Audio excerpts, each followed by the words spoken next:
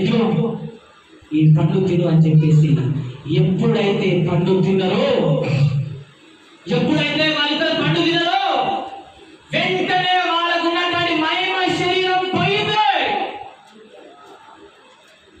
దేవుని శరీరం పోయింది. దిగంబరులుగా ఉన్నామని చెప్పేసి తెలుసుకున్నారు వాళ్ళు. ఒకరిని చూసి ఒకరు సిగ్గుపడతా ఉన్నారు. ఒకరి శరీరం చూసి ఒకరు ఏం చేస్తారు? సిగ్గుపడిపోయి చెట్ల సందులో వెళ్ళి దాక్కుంటున్నారండి. చెట్ల సందులో వెళ్ళి దాక్కొని కదా ఆ చెట్ల ఆకారాన్ని కూడా తెంపుకొని ఏం చేసి తెలుసా? వస్త్రంగా వాళ్ళు ఏం చేస్తారు తెలుసా? కదా ఏర్పాటు చేసుకొని ఉన్నారంట. ఆ సమయంలో యేసు ప్రభు దేవుడు రాక్షుడు, ఆదాము మీరు ఎక్కడ అని చెప్పేసి అంటే, ఎక్కడున్నారు ఆదాము వాళ్ళు? పొలం చాటున దాక్కొని, అయ్యా మేము ఇక్కడే ఉన్నాము తండ్రి, ఎందుకని మమ్మల్ని చూపించలేకపోతున్నారని చెప్పేసి దేవుడు అడిగితే, మేము దిగంబరంలో ఉన్నాము తండ్రి అని చెప్పేసి అన్నారు. అప్పుడు అలా అయిపోయింది దేవునికి, నేను తినకూడదు అన్నప్పుడు మీరు తిన్నారా అని చెప్పేసి అనగానే, అవును తండ్రి మేము తిన్నాము. ఎంత పని చేశారు కదా మూర్ఖులా అని చెప్పేసి కదా. ఎవరైతే మధ్యలో తిరిగిచ్చిరో ఆ సర్పాన్ని విలుచుకున్న దేవుడు ఒకటే శాపం ఇచ్చింది. ఏంటో తెలుసా? నువ్వు జీవితం ఉన్న రోజు ఇప్పుడు నడుస్తున్నావు కదా, అప్పుడు సర్పాలు నడిచేది. నువ్వు నడుస్తున్నావు కదా, ఇప్పుడు జీవితం ఉన్నంత సేపు కదా పాకుతూ నువ్వు బ్రతకాలి. ఇప్పటి నుంచి మనుషులకు నీకు వైరం ఉంటుంది, అంటే కొట్లాడ ఉంటుంది. అందుకే మనం ఏం చేస్తాం? పాము కనిపించగానే ఏం చేస్తాము? భయపడాలి, భయపడతారు. కొంతమంది ఏం చేస్తారు? వైరం ఏంటంటే కూడా మనం మీ దేవుంటది వైరం అంట అని చెప్పి శాపం పెట్టేసిండు. అమ్మా అవ్వ శుభపోసాలాగా చెప్పిన మాట చెప్పినట్టుగా విని నువ్వు తినడే కాకుండా నీ భర్తను జరగను, నేను ఏదో నా పిల్లలు అని చెప్పేసి మంచిగా ఉంటానని చెప్పేసి అనుకున్నాను, కానీ నువ్వు చేయకుండా పని చేస్తావని చెప్పేసి ఇప్పటి నుంచి నువ్వు పిల్లలు అంటావు. ఆ పిల్లలు ఎలాగంటావో తెలుసా? వేదన పడుకుంటూ, బాధపడుకుంటూ కదా, బొక్కలు పటపట పటపట పట ఎరిగిపెట్టట్టు చావును చూసి మీరు దగ్గరకు వచ్చి పిల్లలు అంటారు. హల్లెలూయా! శాపం ఇచ్చేసింది దేవుడు. అందుకని ఇప్పుడు చూడండి, స్త్రీలు గర్భం దాల్చిన దగ్గర నుంచి డెలివరీ అయ్యేంత వరకు ఎంత వేదన, ఎంత శ్రమ, ఎంత బాధ. ఆనాడు ఆ అవ్వ చేసిన కారణానికి ఈనాడు స్త్రీలందరూ కూడా ఏమేదో తెలుసా కదా, డెలివరీ టైంలో బాధపడతా ఉన్నారు కదా. మరి ఆదాము చెప్తా ఉన్నాడు, అయ్యా నువ్వు కూడా పాలు పంచుకున్నావు అని, నువ్వు కూడా పాలు పంచుకున్నావు. నువ్వేం చేస్తావు తెలుసా? జీవితాంతము నీకు ఇచ్చినటువంటి ఈ అందమైన వనం మా కాస్త ఏమైతుంది? ఎండిపోతుంది. నువ్వు కష్టపడి చెమట చిందించి పొలము దున్నుకొని పంట పండించుకొని బుక్కడు బువ్వను తింటావు. అప్పటిదాకా నీకు ఆదాయం రాదు కదా, ఆహారం రాదని చెప్పేసి శాపం ఇచ్చేసింది. అందుకే చూడండి, పురుషులందరూ ఏం చేస్తారు తెలుసా? ఉద్యోగాలని చెప్పేసి, కష్టాలని చెప్పేసి, జాబులని చెప్పేసి ఏం చేస్తున్నారు? చెమట చిందిస్తున్నారు. హల్లెలూయా! అప్పుడు వచ్చినటువంటి శాపం ఇప్పటికీ అది కంటిన్యూ అవుతా ఉన్నది. ఇదంతా ఎందుకు చెప్పానో తెలుసా మీకు? ఆల్రెడీ స్టోరీ అంతా మనకు తెలుసు. హల్లెలూయా! ఎంతమంది తెలుసు స్టోరీ అంతా? దాదాపు అందరికీ తెలుసు. తెలిసినే మళ్ళీ ఎందుకు చెప్పానో తెలుసా? దీంట్లో కొన్ని మర్మాలు దాగి ఉన్నాయి. దీంట్లో కొన్ని మర్మాలు దాగి ఉన్నాయి. అక్కడ ఏం చేసింది తెలుసా? ఆదాము అవ్వలు దేవుడు చెప్పిన మాట వినకుండా ఎవరి మోసం చేశారు? దేవుడే మోసం చేశారండి. ఈనాడు మనము కూడా దేవుని మోసం చేస్తున్నాము. ఈనాడు మనము కూడా దేవుని నమ్ముకొని దేవుని మోసం చేస్తున్నాము. మందిరానికి వచ్చి దేవుని మోసం చేస్తున్నాము. దేవునికి నచ్చని పనులు చేసి మనం మోసం చేస్తున్నాము.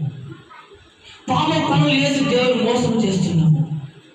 వ్యభిచారమైన పనులు చేసి దేవుని మోసం చేస్తున్నాము. అబద్ధ సాక్ష్యాలు పరుస్తూ దేవుని మోసం చేస్తున్నాము కదా. తిరగని ప్రాంతంలో తిరిగి దేవుని మోసం చేస్తున్నాము. ఆనాడు ఆదాము హవ్వ ఏం చేశారు? దేవుని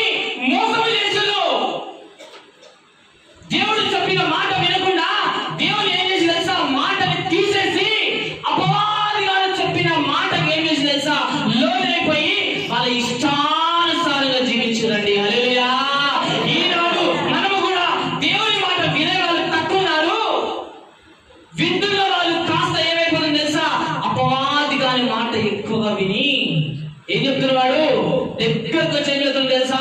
ఇక్కడ రాయబడింది ఏంటో తెలుసా? ఆ స్త్రీ దగ్గరకు వచ్చి ఏమంటున్నాడు తెలుసా? ఏమమ్మా ఇది నిజమా? ఒక్కోసారి మన దగ్గర అపవాది వస్తూ ఉంటాడు, ఓయ్యా ఇది నిజమా? నీ ఫోన్ లో ఒక మెసేజ్ వచ్చింది చూడు, నీ ఫోన్ లో ఒక వీడియో వచ్చింది చూడు. చూడకూడని వీడియోలను వాడు పంపించి మన బ్రెయిన్ అటాచ్ చేస్తూ ఉంటాడు. వాడు కలవకూడని మనుషులను మనం కనిపిస్తున్నాడు, మాట్లాడకూడదు వాడు మాట్లాడుతూ ఉంటాడు. అవన్నీ కూడా మనం చేస్తూ చేస్తూ పోతే కదా ఎవరి మోసం చేస్తున్నట్టు? దేవుని మోసం చేస్తున్నట్టు అండి. హల్లెలూయా.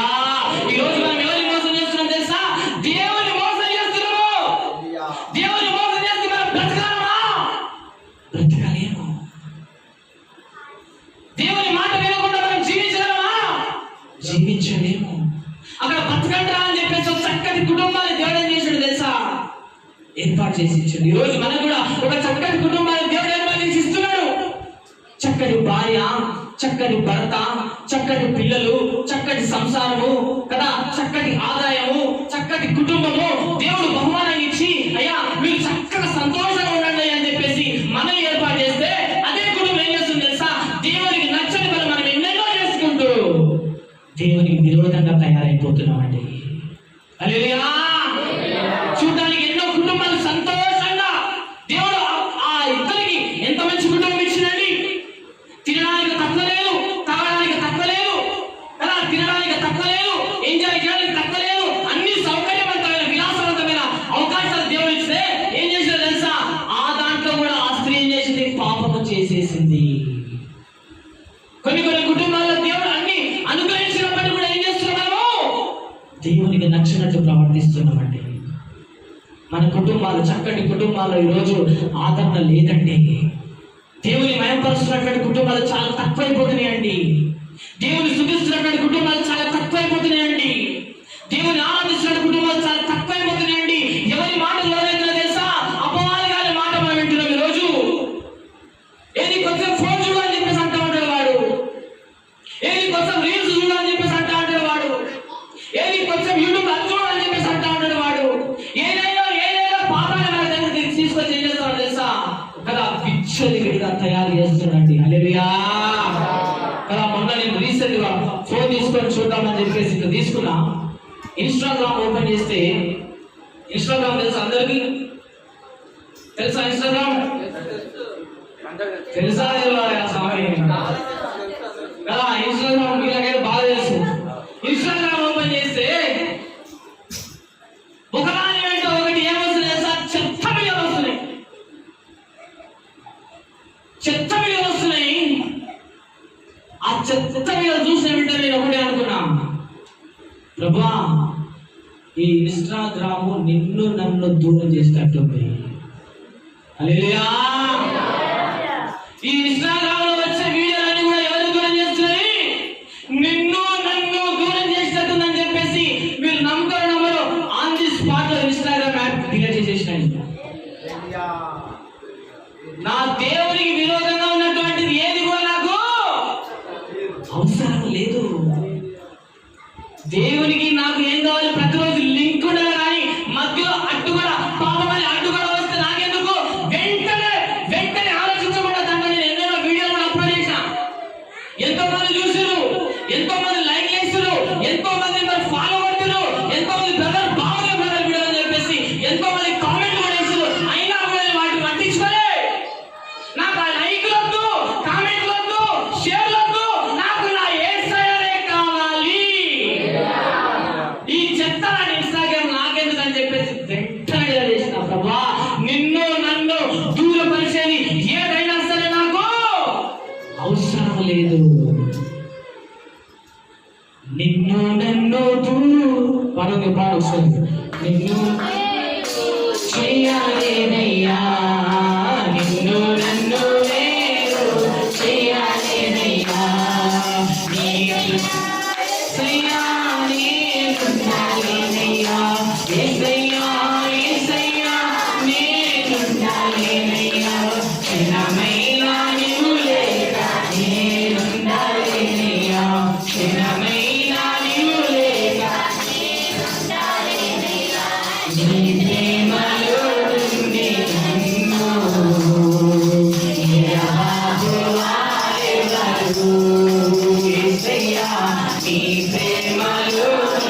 ఆమేన్.